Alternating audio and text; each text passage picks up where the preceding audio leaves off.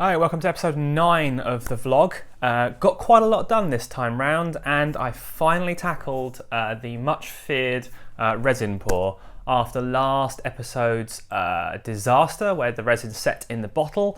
I bought a new product and it's worked out absolutely fantastic, significantly better than the last one because it doesn't smell horrendous. It's easier to mix because it's a 2-to-1 rather than a tiny amount of catalyst. And it's set up beautifully. So I'll cover how I've done the resin pour, including all the damming and getting everything level.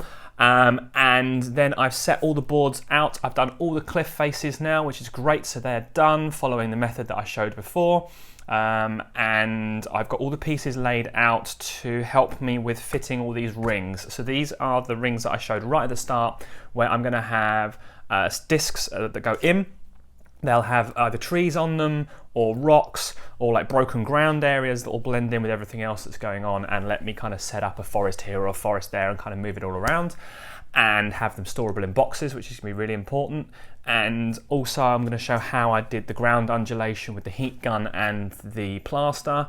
And that'll probably wrap it up for this episode. I'll be coming back next time when I start making my trees. So that's going to be quite a big task. But for now, let's move on to looking at the resin. Okay, we're back with round 2 of the resin pour, and this time I've used a different brand of product, and this is an epoxy resin, which is technically different from the one that I used last time, which was a polyurethane resin.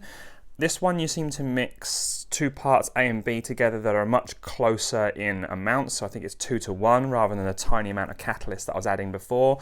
And as is necessary, especially after the last run, is to do a test. So this is my test piece here, so let's take a look.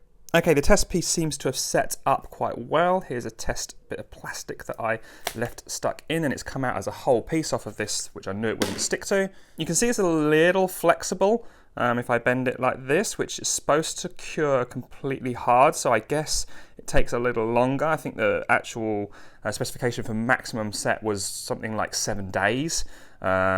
But it's touchable and workable within 24 hours, which is definitely true. I mean, I really have to squeeze that to put a fingerprint dent in it. And that's probably because this has only been about 18 hours of the 24 hours. So for a test, this is fine. I added some ink, in a kind of gradient, and over here, I kind of mixed it till it was translucent-ish. Which I kind of like this muddy water look, so I'm probably going to go for that sort of colour. It actually picked up a bit of green from the paint that was underneath that I'd use this as a palette for. So I think I'm probably going to do a green and brown ink mix. So let's get on with the proper casting and see how it goes.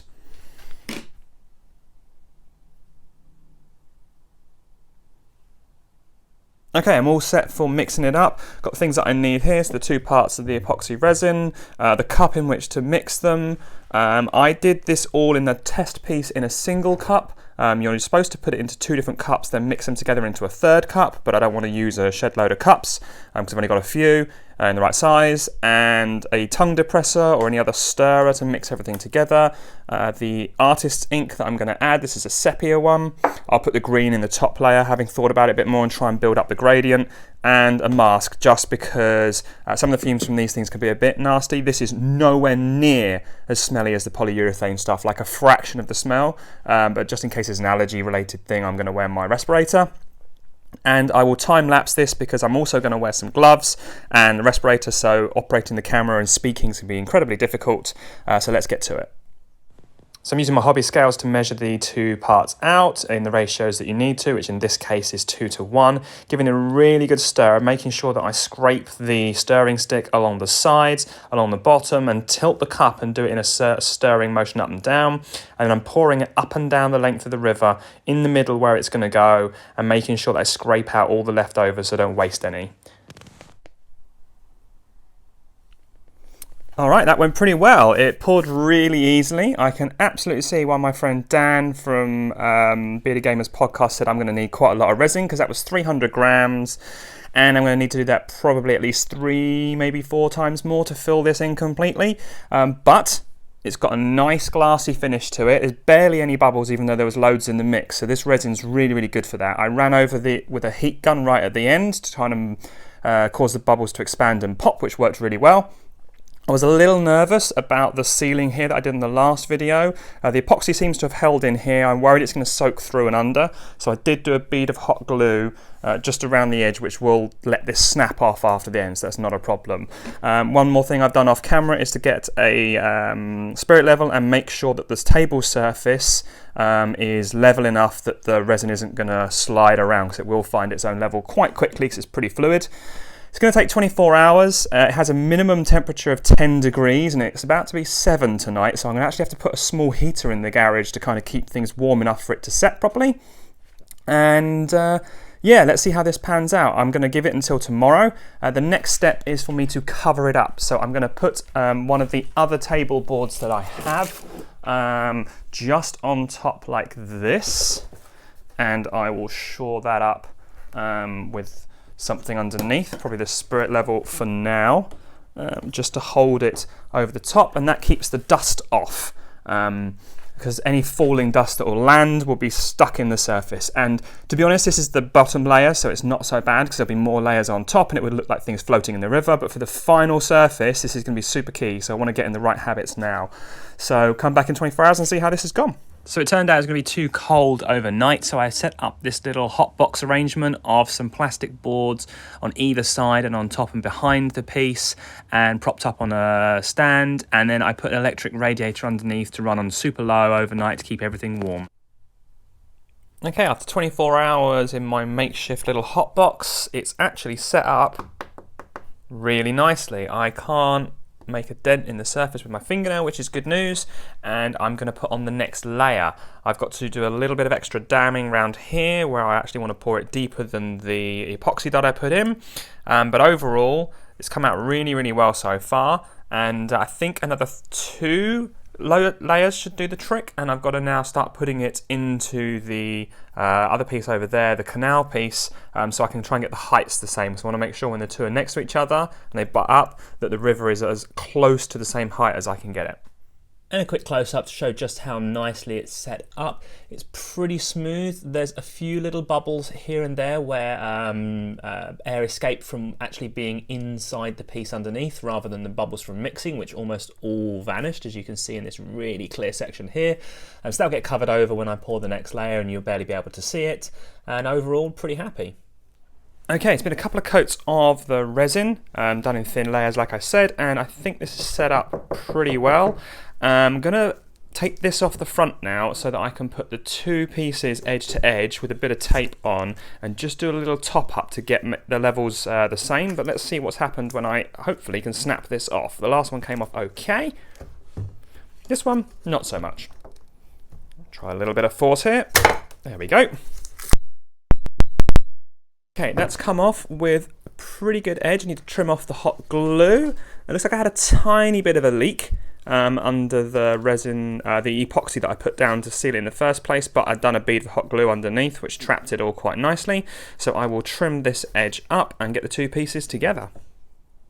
Okay, trying to capture the canal piece here. I did drop some flock, just the woodland scenic stuff that I always use, into the last layer of resin to kind of act as this algae growth effect, which seems to have worked quite well. A few little paint splotches from something else I need to clear up, and it's come out nice. It's gone together well. I've got a few defects here that I'll have to clear up that happened during production. However, slight issue up this end. The 2 resin heights do not line up. The backboard is significantly higher. The problem here is going to be I need to add resin in here. This piece already weighs quite a lot, so what I'm going to have to do is pour some more resin, but I'm going to use something here to prop the board up so that everything runs to that end, so that the 2 look like the same height but they don't look too weird once I put the white water effects on top, or like the ripples. It's probably not going to be too rough water, and I don't really want to add too much more weight to this, so I'm going to put a tape at the end, lean it upright and try and get the resin just to be at that end and fill up the gap. Right, this is the best video I could get of this. I've dammed this piece here at the end with some frog tape at the exact height the matching pieces. So when I pour the resin in, I just need to get it to come up to that line of tape and then stop. It will raise up the lip slightly as it sets, but I can trim that off with a knife so the two pieces should be about the same height. So I'm going to prop up the back piece and pour some resin. A bit of shaky cam time. I have a good feeling that this is going to work. I've tried to smush at this end to blend it a little bit. There will be a obvious edge here, but again I'll hide that when I put the ripply water bits on top. And down here I've got it just up to the join line. I marked it with a Sharpie before I put additional damming tape just to make sure it doesn't overflow, and it should give me a nice edge to cut up against with a knife. I think the colour of the water's pretty good so far, murky brown, but you can see the bottom, and hopefully it's going to come out nice. Let's wait and see. Right, and after that last pour to level things out, things are pretty good actually. There's a small lip, but that will be hidden when I do the ripple effects in a few days' time. I'm going to let this set completely. I will sand this a little bit here, which I'll obviously do off camera because I need to wear a mask and stuff, and it's a bit messy, and you have to do a couple of different grades of sandpaper and then a wet sand polish.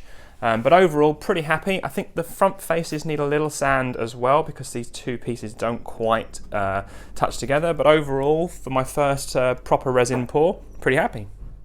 Fortunately, a bit of lost audio here from the recording, but I've got the materials laid out. I've got thin, medium, and some quite thick card, and I'm going to lay down as bases. And this is what everything else will be based on top of. I've got these rings that I mentioned previously and the circular bases to go in them. I'll be putting these onto these cardboards in order to give it some kind of substance on top of the polystyrene and give it some shape. Again, using the different thicknesses to build up different heights, and then when I go over everything with the sculptor mold, it'll fit nicely. These rings will be glued down like this, so I can have interchangeable trees and rocks and all sorts of different things spread across the board so that A, they're easy to store, and B, they have multifunctional use so I can move the forests around the board easily. Finally, I'll add in some undulations so that the board has a bit more visual interest and isn't just a flat piece. I'll just make sure it's flat at the edges so that everything kind of melds together really well. And here I am cutting out the different base sizes from these cardboard. I'm using the Gorilla polyurethane expanding glue to hold everything permanently, and the hot glue just temporarily pins it in place while the glue goes off, and then using hot glue again to hold these rings down, making sure that I don't get any in the middle because I want to make sure I can get those circular bases in and out really easily with nothing in the way. Okay, a lot of cardboard and glue later, and everything's in place.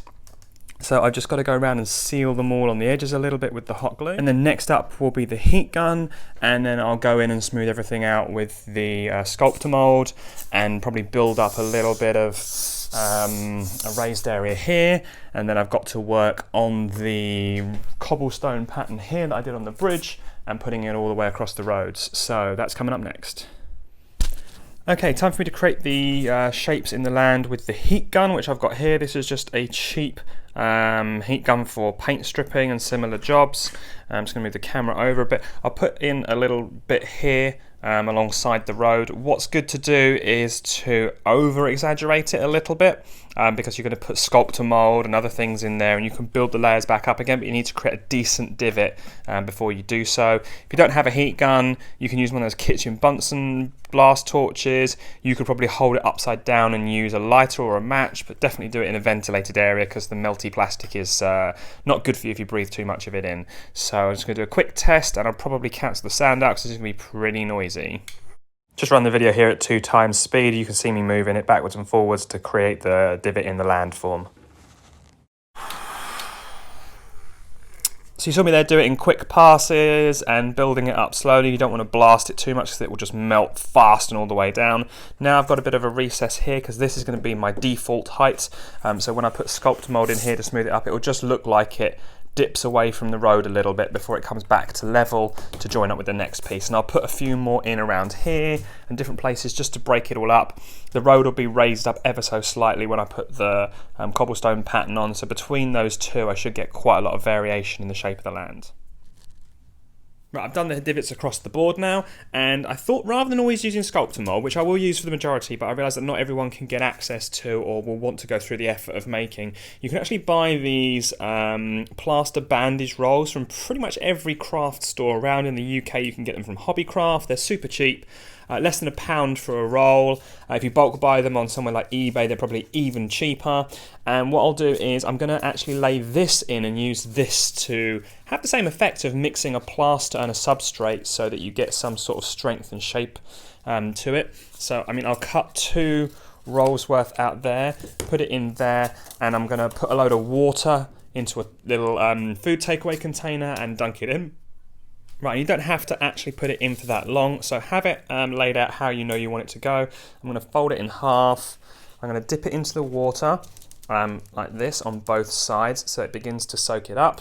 Let the excess drip off like that, and then lay it into the gap. Now I'm going to try and follow the road here and build it up a little bit, and then shape it in. And this stuff is still shapeable. It won't get as perfectly smooth a finish as sculptor mould, but as you can see, by wetting your finger and rubbing it over, as it starts to kind of blend and mix, you can get actually a pretty smooth result.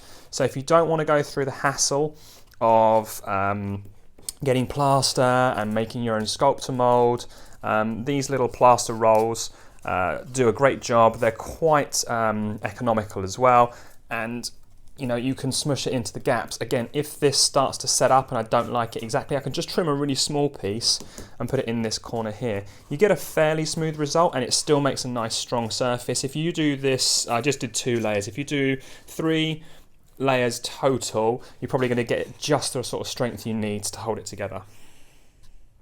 Right, I think that wraps it up for this episode.